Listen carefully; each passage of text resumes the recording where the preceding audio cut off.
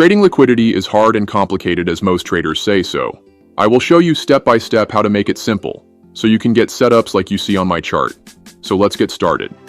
So down to its simplest format. Liquidity indicates orders on the market. So basically buying orders and selling orders. And our main goal using the concept of liquidity is to identify market areas where large amounts of buying or selling are taking place on a certain market at a certain time. Now, one of the best ways that we would do this is by finding what the basic retail trader is looking at. That's one of the simplest ways to identify retail liquidity on the market. Things like support, resistance, and basic trend lines. So looking at this example of a market that follows a downtrend currently, we can see there is a resistance level here at the top. Many traders see this, especially unexperienced traders. They see these areas as levels where price would reject to the downside. They basically cannot see the price continuing higher. So that means that they will sell short once this resistance is retested. Now, us knowing that there is a large number of traders selling short there, we can also assume that these traders likely have their stop losses around above this level. Because it makes sense psychologically, as I said earlier, these traders can't see the market going above the resistance, so it would make sense for them to place their stop losses on levels where they don't believe the market can move into. Now we also have another type of trader, which is the breakout trader. These traders are looking to see the market push up into new highs by essentially breaking up out of the resistance. Then they will look for a retest of the area and a continuation towards constant higher levels. So this resistance has in the first place stop losses from the sellers, and as well as buy stop orders from the buyers that see this move as a breakout into a potential trend continuation. So when we have an area where there's many pending orders in the market, these are the areas where significant reactions generally will happen. Just like in this example, we know there's a huge amount of orders at this level. So if the market can move towards this level, there is going to be a lot of orders getting opened. And this creates a battle for liquidity by also trying to convince traders to sell short the market on the resistance. But what we will often see is quite different. It's pretty rare that the market just breaks, retests, and pushes higher so perfectly. But rather, a lot of the times, we will see the market sweep the swing highs, move into the levels where orders are situated. Of course, because the market usually moves towards liquidity, and liquidity is most often met on swing highs and swing lows, and rarely between the middle of trading ranges. And once that liquidity is swept and those orders are filled, we then see the more significant movements in the market. So on the strategy that we are going to be trading, this is the exact plan that we are going to follow. Basically, we are going to look for price levels where liquidity is being swept. In this price action scenario, we are looking at equal high being liquidated. And on the other type of scenario where the market is reversed, we look for equal lows being liquidated. There is also liquidation of swing levels, and as well as liquidation of internal levels. However, we are going to talk more about them into the charts. The second important concept we need to understand is market structure. So the market structure can either follow an uptrend, that is represented by a market constantly forming swing higher highs and swing higher lows. Then there is a consolidation movement. That is basically a market that is moving sideways, essentially forming equal swing high and equal swing lows, and we also have downtrends, a market movement that forms swing lower highs and swing lower lows. Now the most simplest plan is to simply hold buy long positions when we see the market following an uptrend, and holding sell short positions when we see the market following a downtrend. Most traders avoid trading consolidations, and for a good reason, mostly because we cannot know for certain where the market will break out of the range. However, with the strategy we will soon talk about, we will be able to see few trading opportunities on sideways trading ranges, and that is because liquidity play a huge role in these consolidations.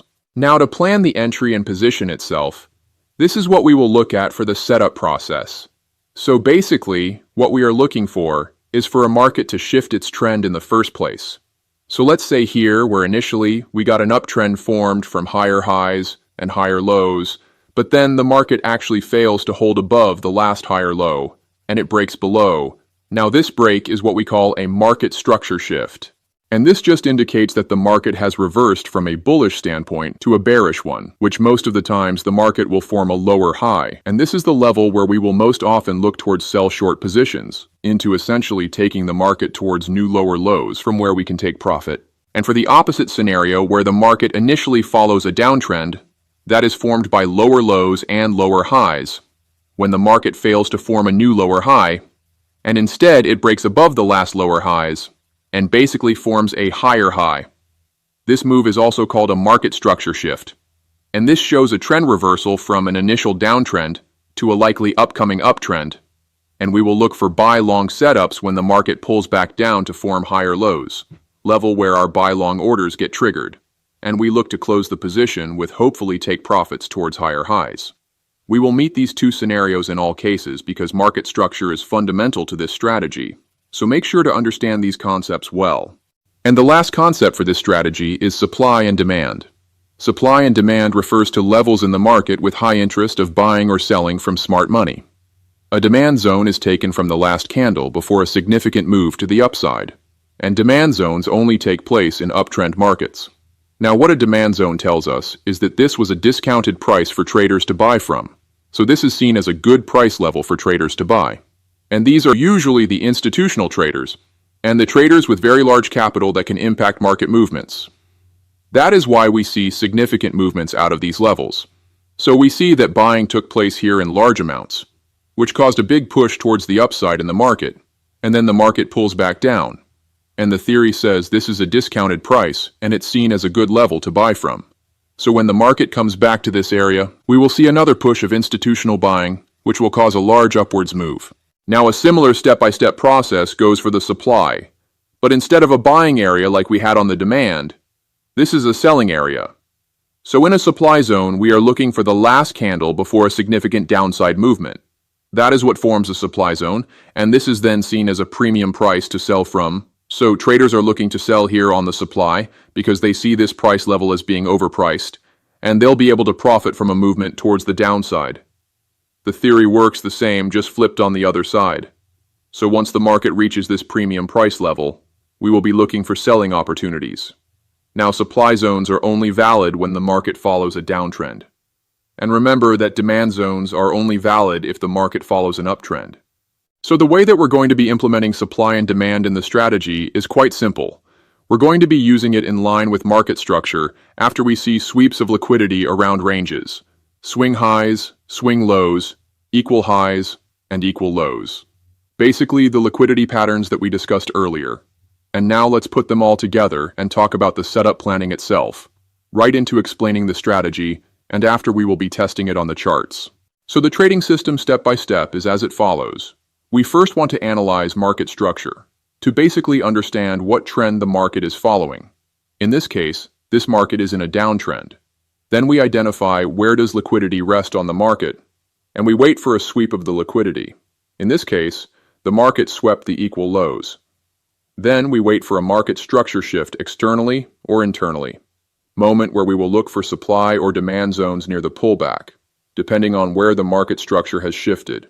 In this case, the market has shifted to an uptrend, so we'll be looking for demand zones. We place a buy order on the demand, with stop loss below the demand, and take profit on the next liquidity that needs to get swept. That can be the external swing levels, or even internal levels, if the risk to reward is getting decent enough. Similarly goes for the other scenario, but here we have equal highs taken as liquidity instead of the equal lows. And in this scenario, the structure shift happened to the downside by forming a new lower high, so this means that the market has shifted into a downtrend. In this case, we'll be looking for supply zone near the pullback, with a sell position on the supply, stop loss above the supply, and take profit below swing liquidity levels, or internal levels, if the risk to reward is getting too high. And that is basically it. Now let's jump into the charts. So let's check this market. The first step, we analyze market structure. The price started with an upwards impulse, followed by a pullback to the downside. Then internally we got an upside push, a downside pullback, another upside push, and pullback again, which is soon followed by an external upwards movement that breaks the highs. So we need to closely pay attention to external structure, and as well as the internal structure too. On the internal structure, we got these higher low formations here, and we also got higher high formations up here. So internally, the market followed an uptrend, Basically, the market got aligned with the external structure, which also was following an uptrend. But the most important structure in here is this break of the past swing high. This is what we call to be a break of structure. Break caused from the market continuing its uptrend. So after the last upwards push, we also got a downside pullback. Now also pay attention here to the internal structure. Because we can see that the price has swept the last low with a wick, let's make it more clear to see. So we can easily see the liquidity sweep now. And as we know, if the market makers sweep downside liquidity, it's because they prepare the market to push it to the other side, which is to the upside in this case. And sure it did that, because it has kept the uptrend structure of higher highs internally, but also externally too, caused by a large upwards movement. This upwards move breaks up the last swing high, so that means that we got another break of structure, and that shows that the previous trend has continued. Now let's move into what has happened next. And as we can see, the market kind of started to consolidate, moving sideways, without breaking any important swing level. Basically, the trending market has stopped for now. All we can see is formations of equal lows and equal highs. Now we are able to see on the chart that soon after, the market broke down the equal lows. And because the trend the market was following initially was an uptrend. This break is a market structure shift that flips the market into a downtrend. Now we need to pay attention to the upcoming price action. So this move was caused by a downside break of the equal lows in an uptrend, which in itself is one sweep of liquidity. But also when the market pulled back to the upside and then broke down the lows, we got the first bearish break of structure of the downtrend, which is shortly followed by a break of the past internal highs. Usually in downtrends, highs are not supposed to break into higher highs, especially when the momentum and volume is favoring downside movements. So there we got another liquidity sweep this time on the highs. And after the liquidity sweep, the market crashed downwards, and forming another bearish break of structure. Now we've entered into the most recent price action, and because we confirmed a downtrend, what we would expect from market structure is to form a swing lower high, followed by a swing lower low, then the same structure, so basically a constant cycle of bearish breaks of structure with lower highs and lower lows. Now we need to ask what caused this massive downside movement. We need to closely look at the candle right before the aggressive move started, and that is the candle that forms the supply area. Now we would place a sell short position on the supply, with the stop loss above the supply, which also coincides being right above the last swing highs, and structurally we would place the take profit below swing lows. But because the risk to reward is way too high, at least for me, I would place it slightly above. 1 to 3 or 1 to 4 can be enough when the swing structure is way too far. And now we wait to see if the market approaches the supply.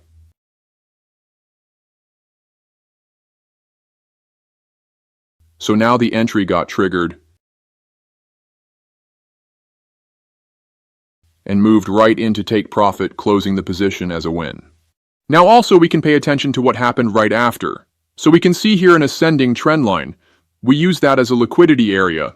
The price action also forms lower highs, which is the strongest form of showing that the market has not enough strength to break into new highs. So we can actually replicate the plan from the past trade. We draw the supply zone from the last candle before the large downwards move, placing the entry on the supply with stop loss above and take profit below the internal lows. We are basically expecting the market to break the last internal higher low into making lower highs, just like it is supposed to do in downtrends. Also, don't forget about the trendline liquidity, where there is many stop losses below this trend line. Entry got triggered here, and this position takes a lot of more time than the last one. But what matters is that it closed on a win instead of a loss. If we zoom out, we see that it broke below the internal lows, basically taking stop losses from there, and currently is doing the same thing on the next internal higher low, and it will probably do the same thing for the lowest level as well, and after that, the market will probably see an upside pullback at least on the lower time frames. Let's run another backtest. So this is the gold market on the 5-minute time frame. The first step is to analyze the market structure, and starting from the beginning of the price action, the market initially pushed upwards internally, then pulled back down on a higher low, pushed upwards again, then massively pulls back down into new lows caused by a large downside movement. Now we need to closely pay attention to swing levels. In here at the start, the market was actually in a small uptrend on the internal structure on a lower time frame. See the higher lows. But then it actually failed to create a new swing higher high. Instead, it formed a lower high. This is a huge sign that buyers are losing strength and sellers are ready to step into the market, which is what happened a couple minutes later. A massive downturn that flips the market bearish. So, continuing the analysis, after the local low has been set on the last downside move, the market pulled back up, then broke into new lows by pushing even lower.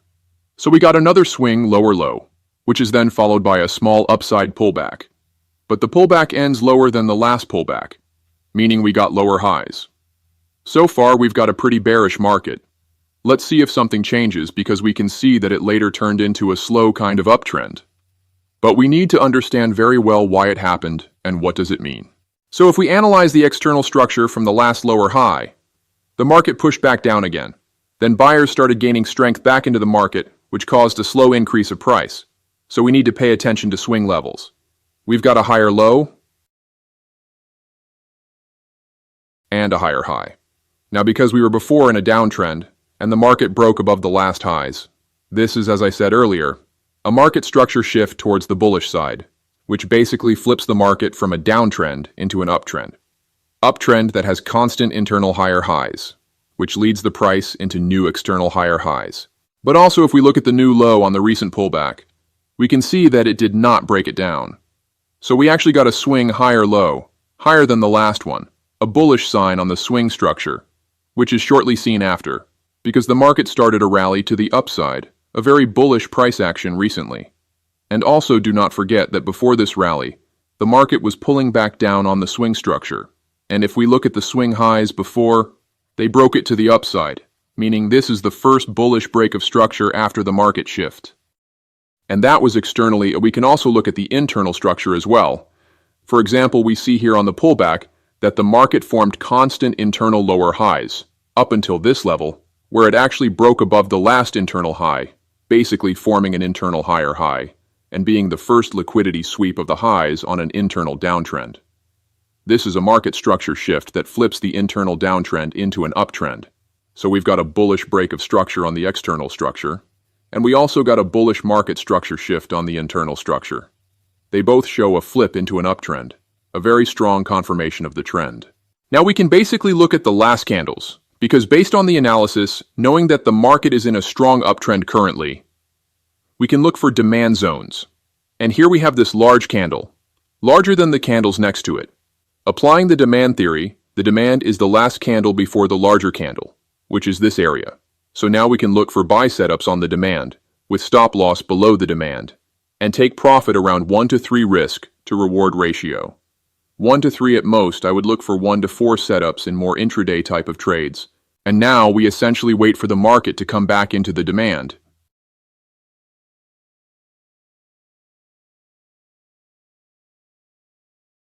Here the entry got triggered and we entered the position. And after filling the demand, it almost instantly rejects it to the upside and finally moves into the take profit target. Now let's run into a final backtest. This is on the Dow Jones Index. Starting with the market structure analysis. The market initially pushed to the downside first with larger candles, but then as more the market decreased, the smaller the size of the candles have printed on the chart. This shows a loss of selling pressure. Basically, sellers are losing strength, and the structure formation is a lower low, with a lower high. But then because sellers started losing strength, buyers came into the market and pushed it very aggressively to the upside, again with very large candles, this time showing massive buying pressure. Here we got the internal market structure shift, because the market broke out of the internal levels, which later formed that massive upwards movement, and we also got the external market structure shift.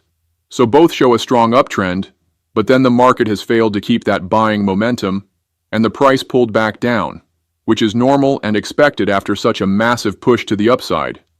The important structure is that we got a swing higher low. This holds the uptrend by protecting the lows. Then moving on, the recent price action, especially on the internal one. We got a downside movement, a pullback to the upside, another downside movement, another pullback, and then again another one, basically having lower high formations with lower low formations, so a bearish price action on the internal structure. A structure that didn't held too long because shortly after, the market again continued the uptrend on the internal structure, with yet again, large-size candles.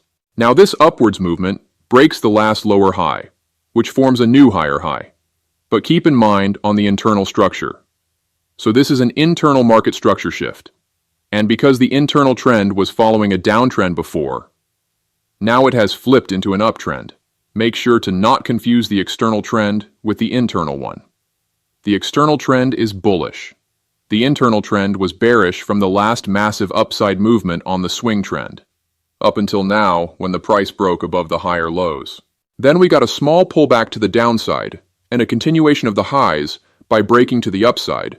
Now moving into the most recent price action, we got here equal highs, and down here we got equal lows.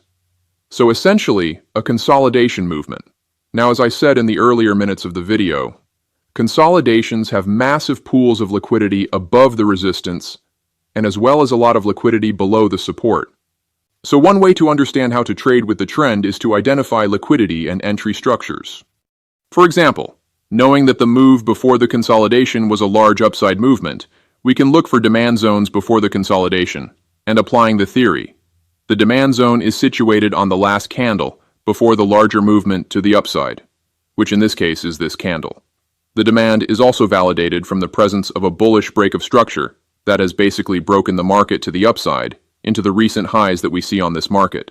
So if the theory is valid, they should target the lower side of liquidity first, and that can fill the entry on the demand zone. So we are looking to buy long on the demand, stop loss below the demand, and take profit at around 1 to 3 risk to reward. See the liquidity sweep of the support. That fills the demand and takes off to the upside near instantly. Now let's see if it actually moves into the take profit since it's pretty close. So the market basically took out the liquidity of these swing highs. It's what I was mainly looking for. Now for the most risky setup, there was also the option to take out the highest liquidity point, essentially the extreme swing high. Now based on the backtest, the position is already closed, but with this buying pressure, there is a good chance the market could also sweep out the highs. And it actually did. It's very important to read buying and selling pressure based on the size of candles. That's it for this video. I have extra resources on the link on the description. My goal is to get as many traders as possible into becoming funded traders. If you liked the video, subscribe and leave feedback in the comments. Thank you for watching.